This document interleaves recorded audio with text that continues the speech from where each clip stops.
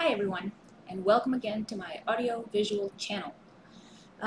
Today I want to do a video of stuff like I haven't in a little while, but it's something that I also want to incorporate along with the podcast, which I hope you're enjoying. I'm having a lot of fun for sure, it's very interesting. But yes, I want to continue to do demonstrations and, demonstration instructional type stuff among other things with video recording stuff. And well, today is one of those. So I think it might be the first one that I'm trying since starting the podcast. Alright, so what I want to do today is talk about shading, degrading shadow with graphite without using tools, using only the pencil. Actually, another tool, which I should have had with me here, but anyway, a kneading eraser besides the pencils. And I say two pencils, but because I have two pencils and I'm going to use one that I made super sharp and another one that's not so sharp, because I don't want to sharpen while doing the demonstration. So the pencils that I'm going to use are these two Ticonderoga. I don't know, I like that name, but I don't know how to pronounce it in English. It's Ticonderoga. Alright, so this is the super sharp one. Anyway, that's kind of irrelevant which one is which, but these are the two pencils that I will be using, the Ticonderoga pencils. Hello? Focus, please. Alright, thank you. There you go. Alright, so I'm going to use that, and I'm going to draw over Stonehenge paper, which I'll show you in a little bit, in the book that I'm going to draw in. And it's a demonstration of this shading type stuff. This one here is done with charcoal. This one is just with graphite.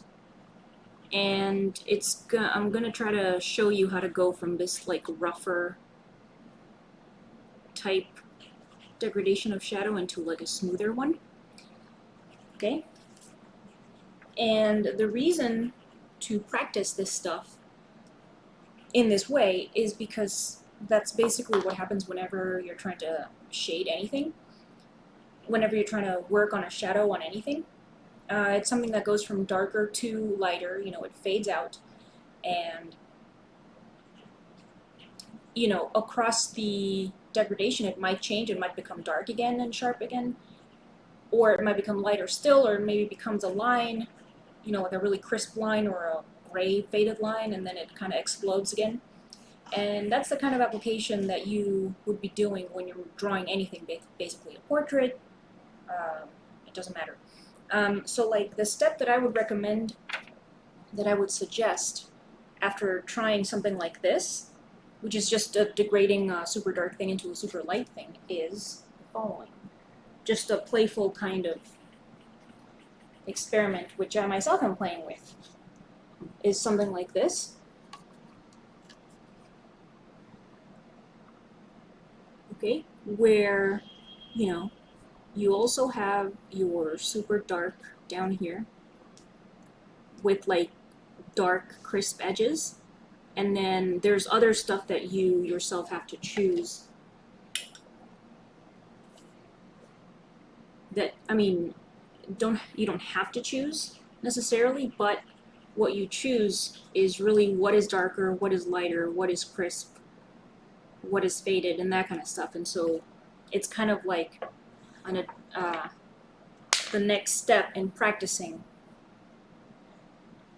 the shading stuff. Okay, so I'm gonna demonstrate a little bit of the quote-unquote basic, or what I kind of consider the first step, more or less. Right, so I'm gonna change camera. It's gonna be this one, my assistant Nikon here. Okay. Alright, so let me just make sure yet again that this is focused. So I guess if I can see the letters here, it's good enough. And so this is the first pencil that I'm going to use. which is it's pointy,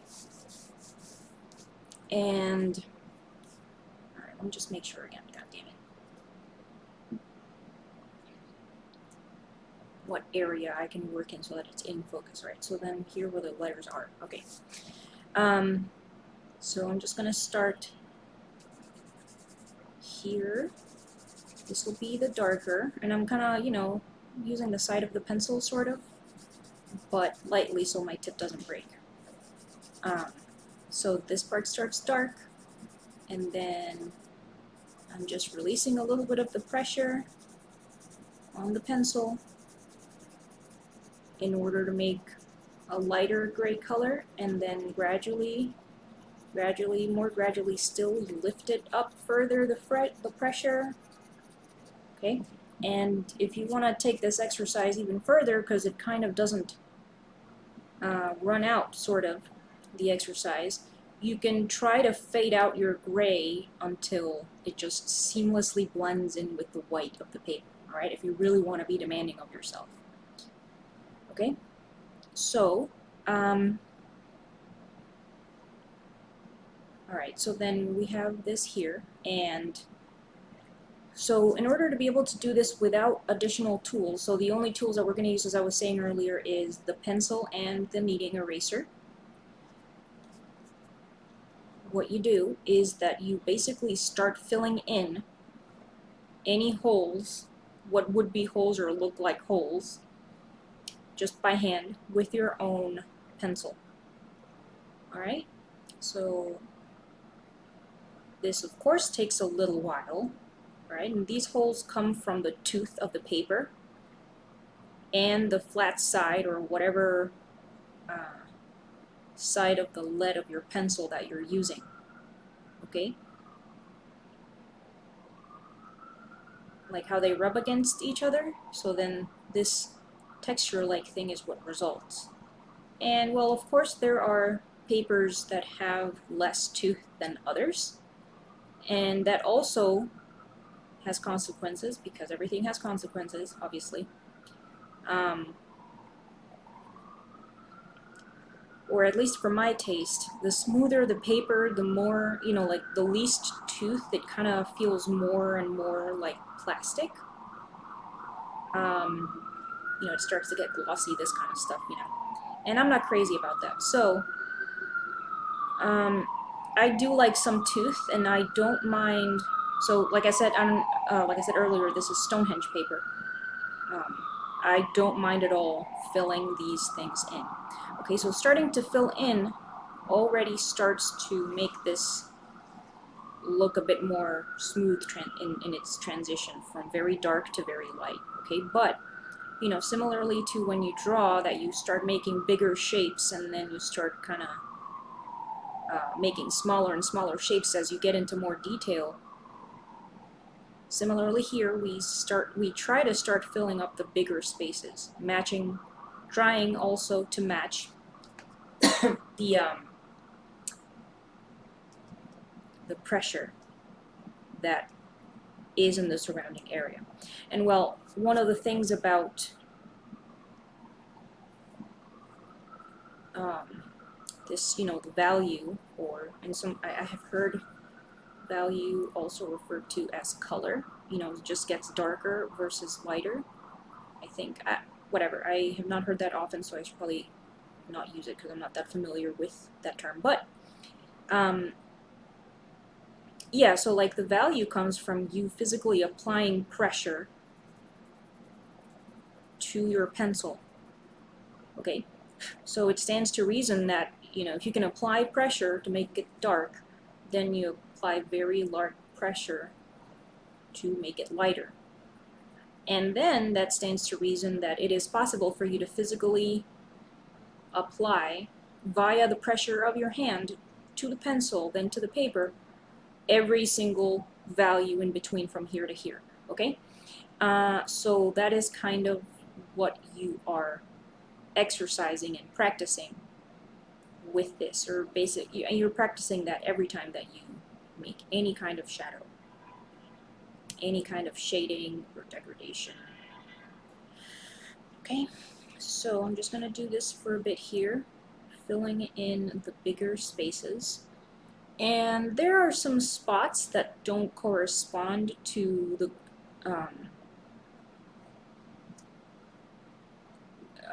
gray surrounding area. They're a little bit different in value, and then that is one of the times where the kneading eraser is going to come in. Okay, but first I'm going to try to even out this surface by filling in the bigger, what looks like slightly bigger holes in here.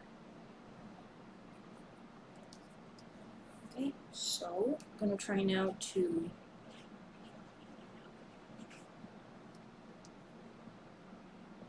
remove some of the slightly darker ones that are too dark for the spectrum, for their spot in the spectrum. So you just tap them. Also a light touch. And well, the good thing, one of the great things about the kneading eraser is that you can shape it into almost anything you want. And it's a really good helper for this kind of stuff, because you can make a really, really tiny tip. Really, really tiny point.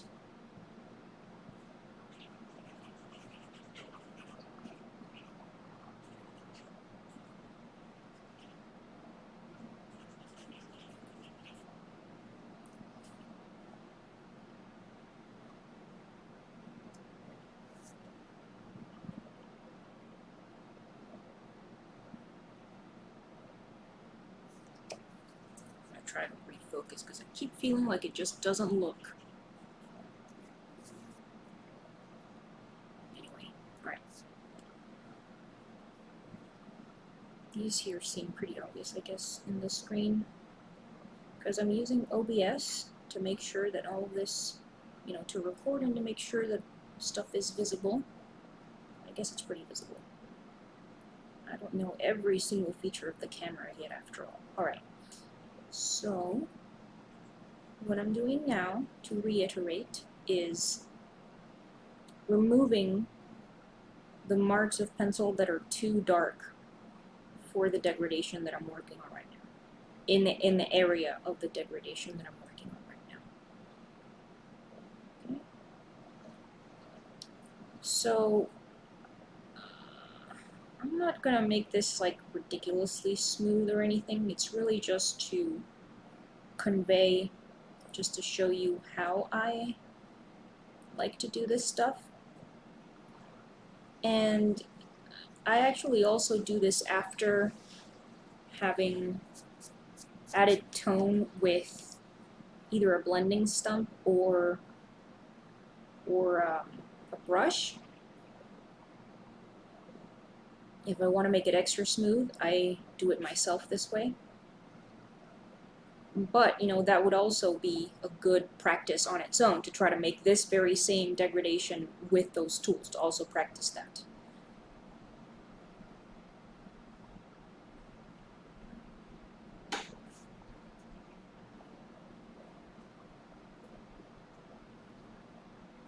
So I'm going to go in again after having removed a little bit.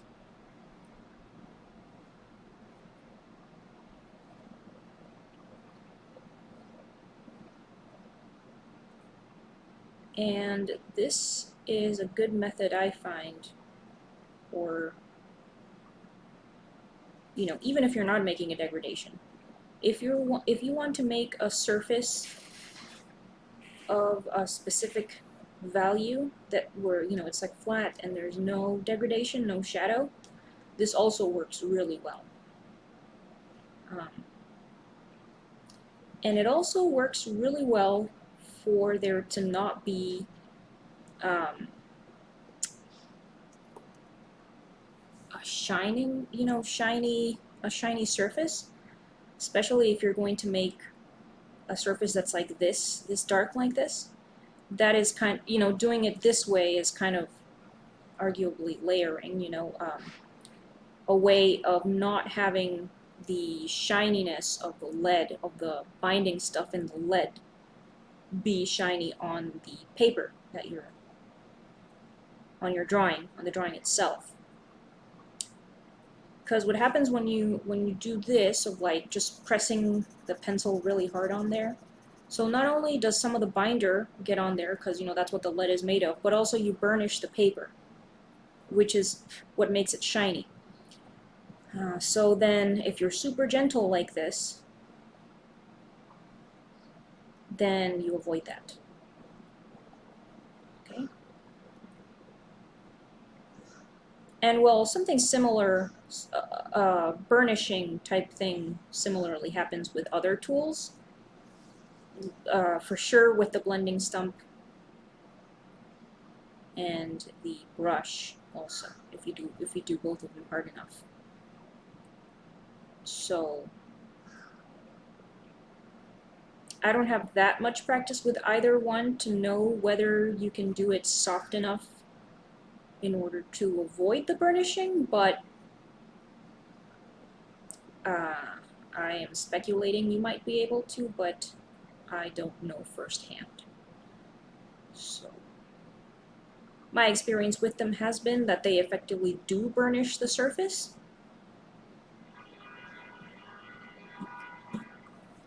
So I tend not to,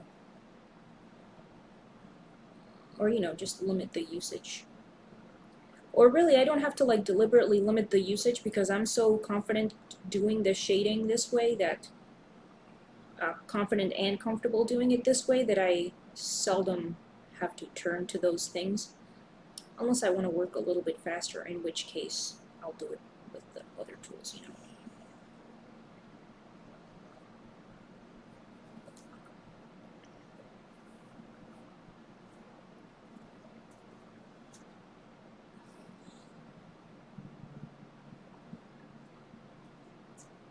So yes, I don't think I'll be doing this for really very, very, very long or anything, because I don't necessarily want the video itself to be very long. And I think a small period of time watching me do this kind of shows, is good demonstration of really just how far you can take this, or that it effectively does work. Because, what you're doing is just filling in, again, the tooth of the paper, and you do that until it just, whatever point suits you. And that can be forever, but, depending on who you are, you probably don't want that. Or maybe you do, I don't know, I'm not your boss. So yes, you just fill in the little holes as they get smaller and smaller, because that is conducive to the thing looking smoother and smoother. So that's how we do it. Alright, and this is kind of like this hand gesture that I'm doing right now, where I have this one arm across like this, and so the other hand is kind of, is like being held in the other hand this way. And so I hold the pencil farther up, and I feel like that softens even more, helps me to soften even more my touch and the pressure that I apply to the pencil. And it can even be, it kind of feels as though the pressure is at that point applied really by the weight of the pencil almost.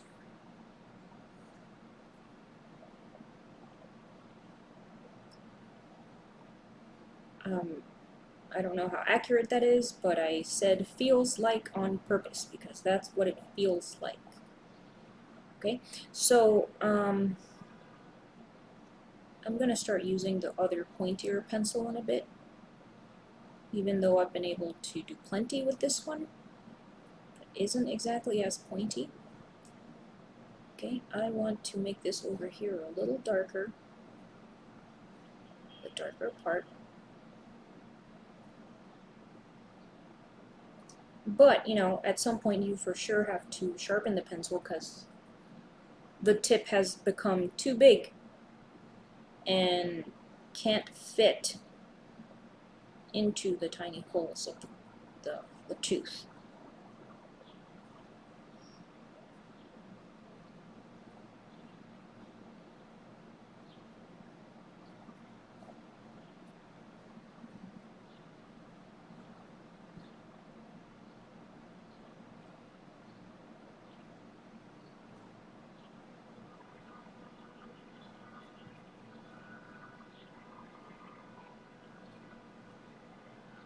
Alright, moving on to the pointier pencil, but first I'm going to remove some of the darker bits that don't belong in the spot they're in.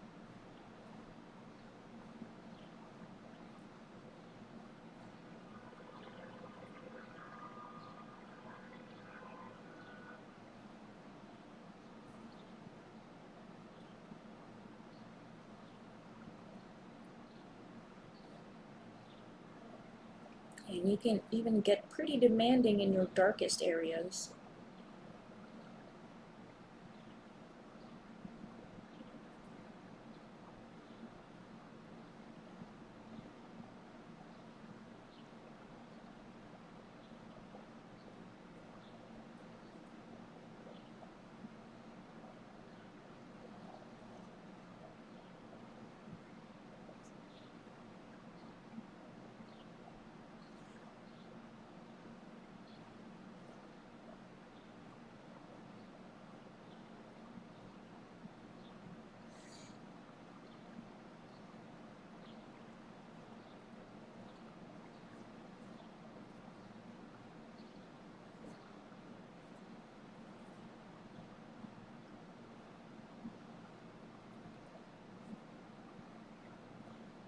Alright, I'll just move on to the pointier pencil.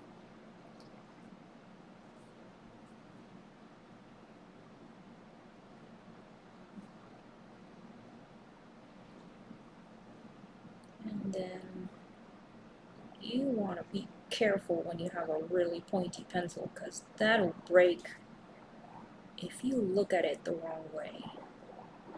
Especially if it's like a softer sort of pencil. You know, with harder pencils you can get away with something sometimes.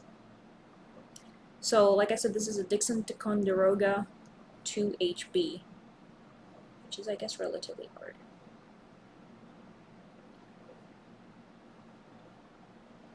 Dixon Ticonderoga. It sounds like some kind of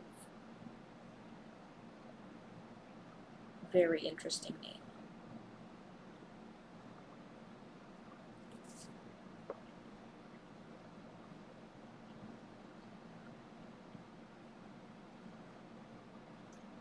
And one of the cool things about this is that really you can just draw and erase as many times as necessary to make that thing look just right, just how you want it to.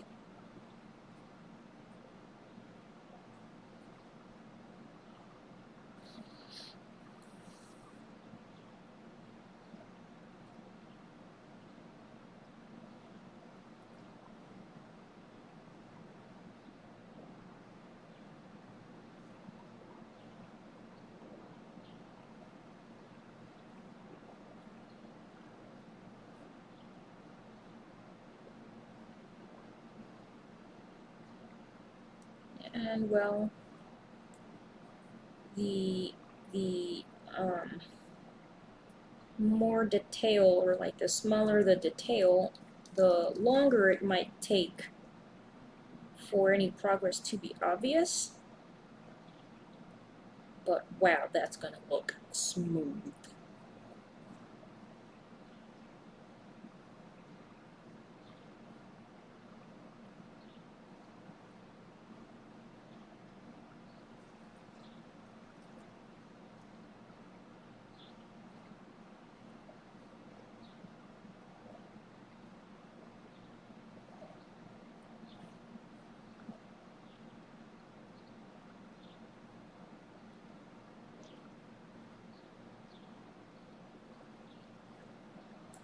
I think this is worth doing with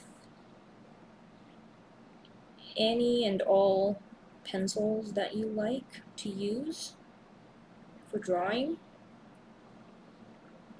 You know, whatever brand of pencil that you like to use for drawing, it's definitely worth practicing, just also to see how the pencil behaves and what colors the pencil is capable of. And well, you know, it's really you're the one that's capable of obtaining those colors out of the pencil.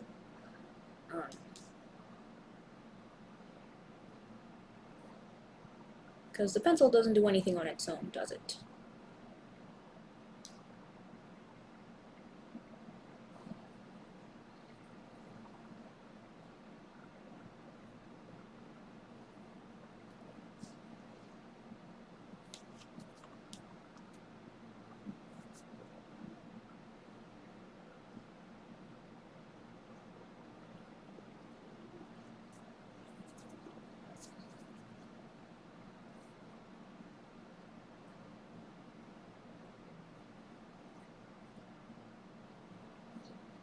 Just like that camera, it's not going to focus itself, is it?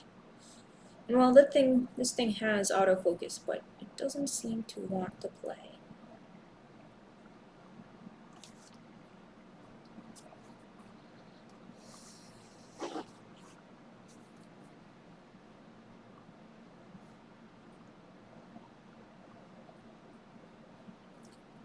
I think when I make another version of this video, I will try to get the camera even closer.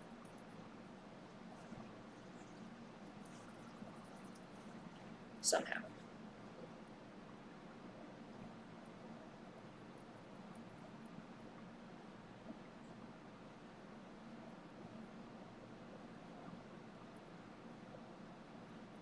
Oh, and not only is it worth practicing this with the pencils that you use, graphite pencils, charcoal pencils, it's also worth for sure doing the exercise with a ballpoint pen or any kind of pen. If the ink of the pen itself lends itself to this kind of degradation, because I mean, if you have a water-based ink, it probably won't, because that's more like a marker type mark, you know, very crisp and not responsive to pressure.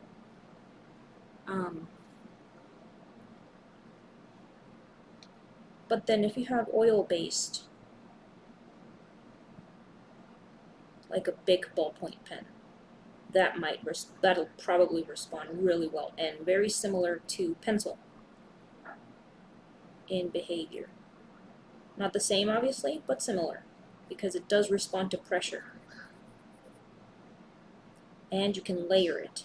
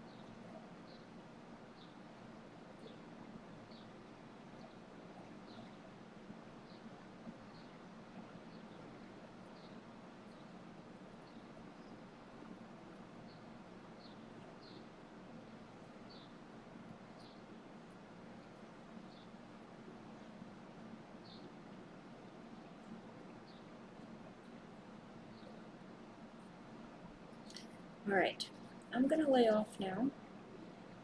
Hopefully this was helpful. Let me know in the comments if you thought this was helpful or not.